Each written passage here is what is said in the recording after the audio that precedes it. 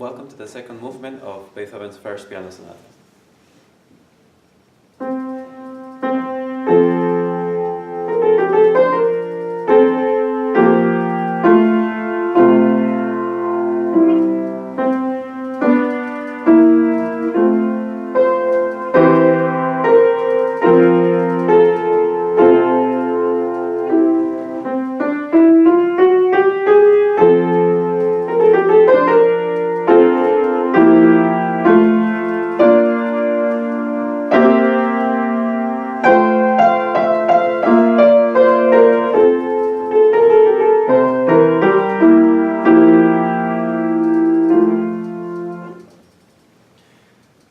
A few words about this beginning.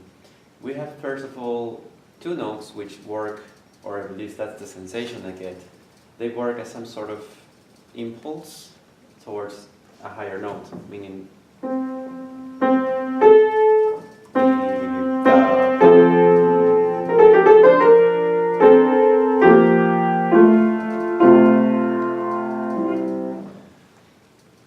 and these first series of notes that go down the register are a way of dissolving the tension that was created by the initial jump. But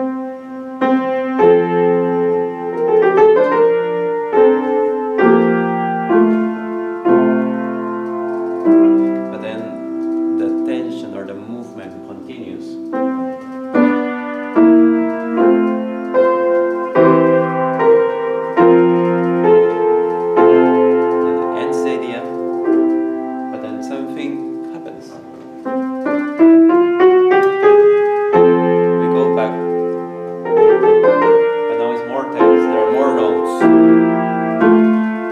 Up this time.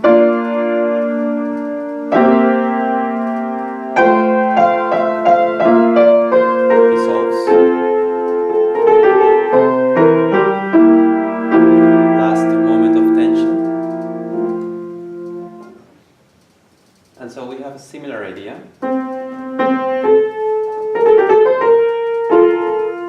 But presented in two different ways. One is shorter, it's has a very clear beginning and end. The second one extends this this journey of the melody. It goes to upper heights and then ends once again in a resolution of the tension. Now let's continue with the next beat.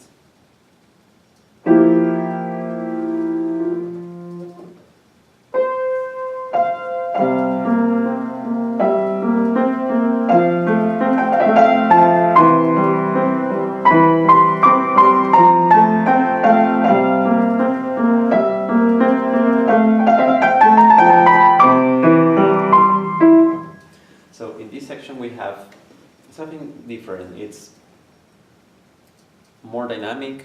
It goes higher in the register to notes that haven't been played so far, and makes you feel that music is moving forward. But it's interesting to see that the first two notes that leads us to the beginning of this new section, this dynamic section, have the same rhythmic pattern as the beginning of the piece. This is what I mean. The piece started this way. Bam, ba, bam, and now we have the same. Bam, bam, bam, but it's a different thing now.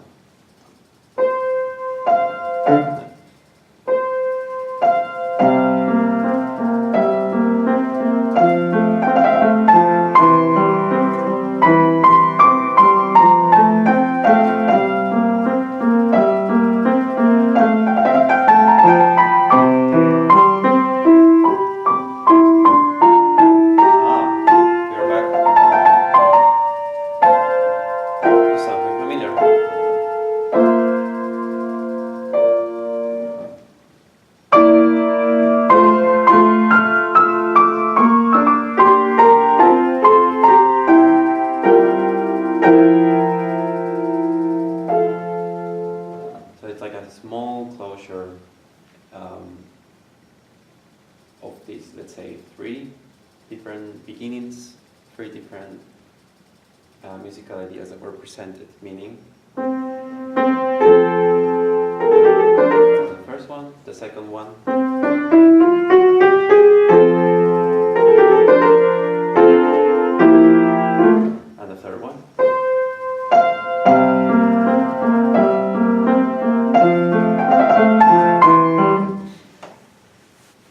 now we are going to continue with something different.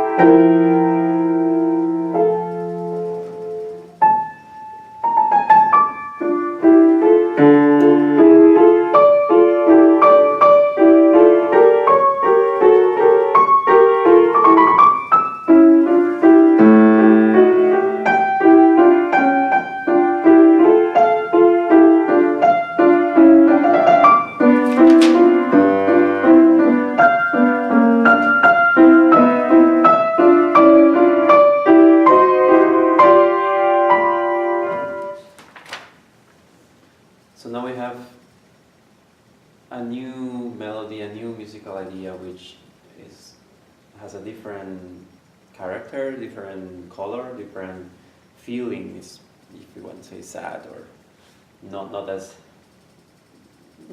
happy or joyful as the first section. And then we have these layers of notes that are being played. So we have first on the upper register.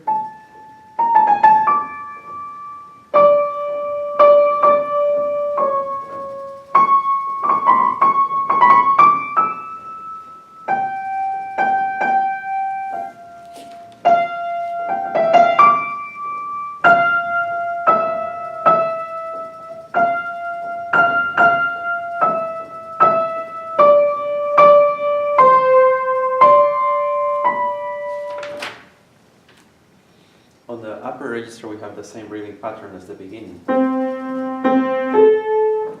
but now it's just different notes.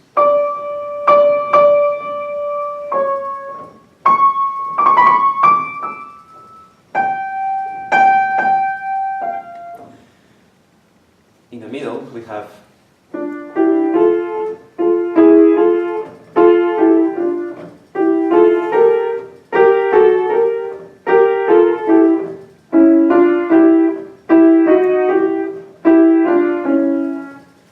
from a lower point of tension to a higher point of tension and kind of dwells or iterates on it, and then it dissolves once again. So more tension, dissolves, builds up, more tension, dissolves, and so on. And lastly we have one solid note in the lower register, which is some sort of bell, or reminds me of some sort of bell listened from far away, like a very deep, low frequency bell.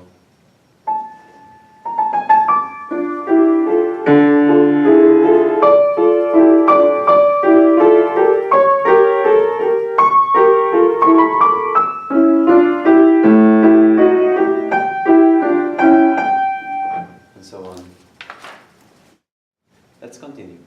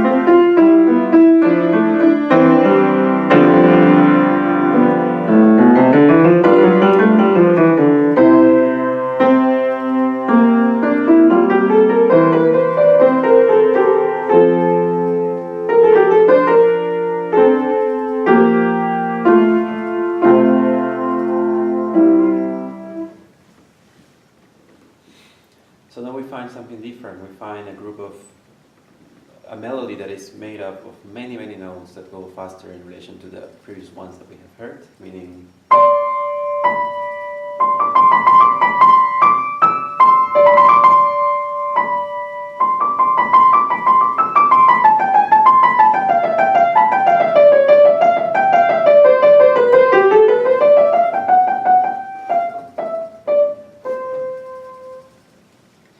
they're not just notes. They on themselves have like shapes, have points of more tension or resolution.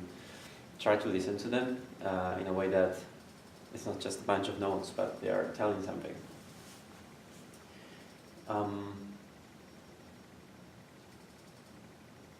Yeah, and this pattern that was first on the upper register, almost at the end of this section, is moved towards the left hand.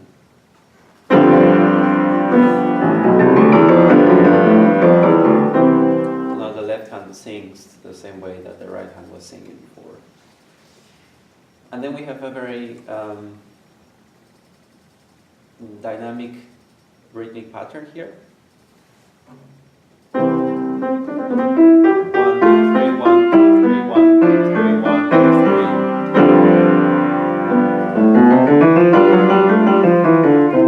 And I point at it because we're going to listen to this pattern of 1, 2, 3s once again quite soon. Okay, so probably you notice that after this point, we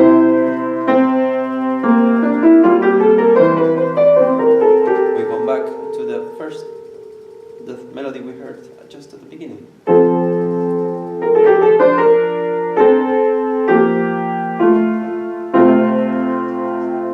But now there's something different, listen. There are more notes written in different dynamic and rhythmic and ways.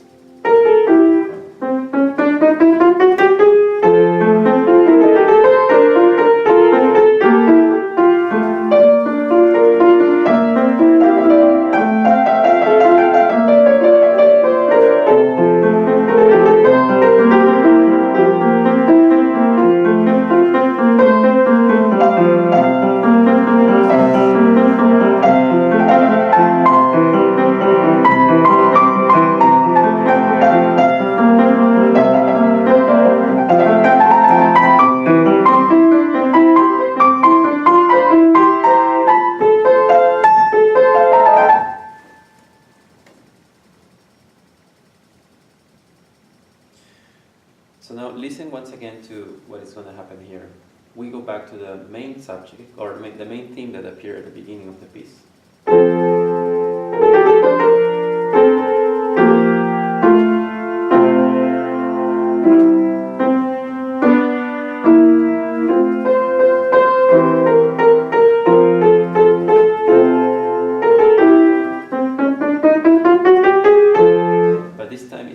We have more notes in between, we have different rhythmic patterns. It's pretty much the same idea, but it's expressed in a different way, more complex. And I think it's because all of the developments that we have been hearing of these melodic ideas before prepare our ears to cope with all these new things in a way that we don't perceive them as something artificial, but rather something that is coming out of ideas that were presented before, so there's some logic.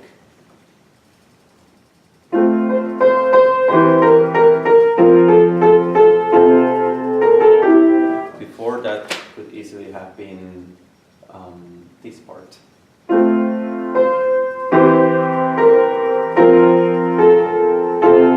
was the beginning. Right? That's just one example. Let's continue.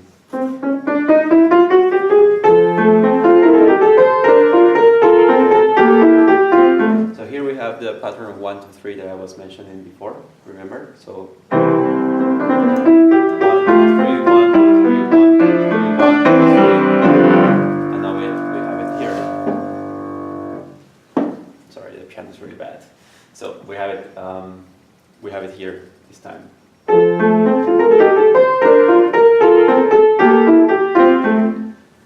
So because it was presented before, then this time probably it makes us feel like, oh, I've heard this before, this seems logical. It's kind of familiar already.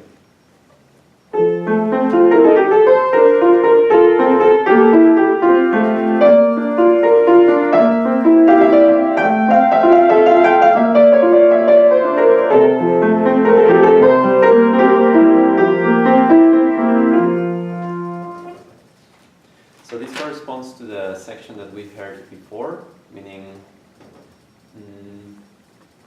this one. But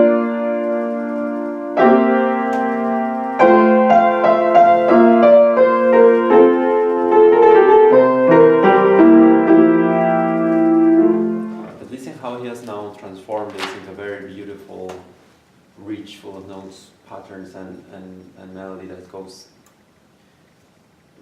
creates a sensation of movement even richer than before. And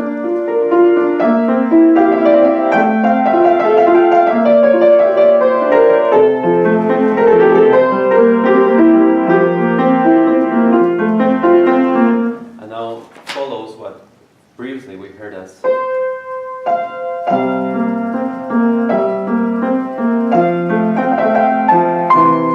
right, but now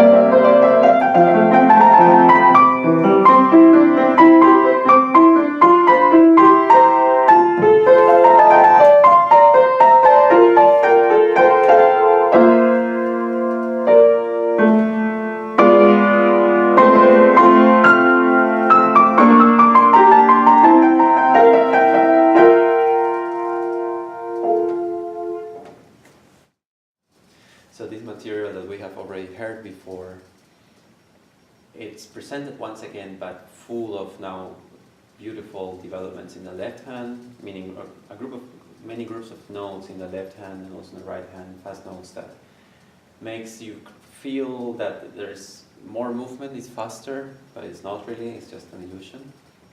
But it's richer now in melodic content. But these are things that we have heard before. They are being stated in a different way. The material has transformed itself. It's no longer the same, even though it reminds us of something we have heard before. So let's proceed now with the ending of this movement. I will play some bars just before that section begins, meaning the beginning of the end.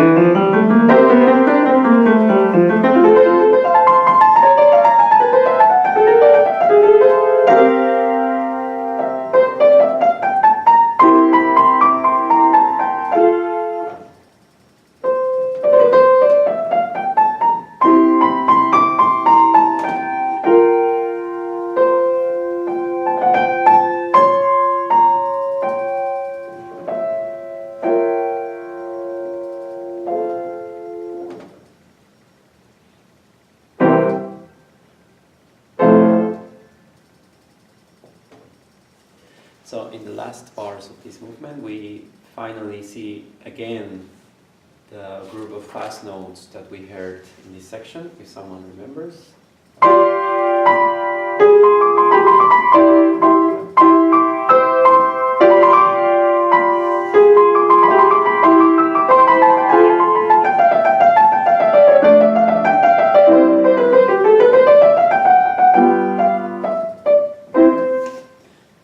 Now they are part of the end of the movement.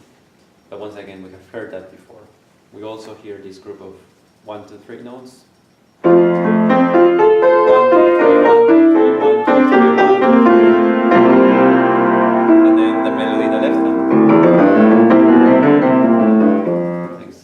Things that we have already heard. Alright, so that was a walkthrough of movement 2. Thanks for listening, and see you in the third movement.